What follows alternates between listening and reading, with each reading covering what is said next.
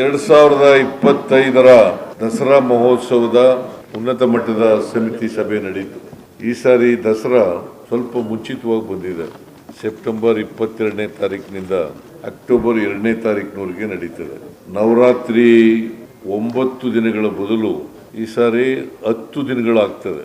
ವಿಜಯದಶಮಿ ದಿನ ಸೇರಿ 11 ದಿನ ಆಗುತ್ತೆ. ಅಂದರೆ ನಾರ್ಮಲಿ 10 ದಿನಗಳು ನಡೀತಿತ್ತು. ಈ ಸಾರಿ 11 ದಿನಗಳು. ಅಧಿಕ ಪಂಚಮಿ 2 ದಿನ ಪಂಚಮಿ ಬಂದಿರೋದ್ರಿಂದ 11 ದಿನ ಹಿಂದೆನೂ ನಡೆದಿದೆ. 11 ದಿನಗಳು ನಡೆದಿರ್ತಕ್ಕಂಥ ನಿದರ್ಶನಗಳಿದ್ದಾವೆ. 8 ಸಾರಿ ನಡೆದಿದೆ. ಈ ಸಾರಿ ಒಳ್ಳೆ ಮಳೆ ಆಗಿದೆ. ಕೆರೆ ಕಟ್ಟೆಗಳು ನದಿಗಳೆಲ್ಲ ತುಂಬಿದ್ದಾವೆ. ರೈತರು ಮುಖದಲ್ಲಿ ಸಂತಸ ಇದೆ.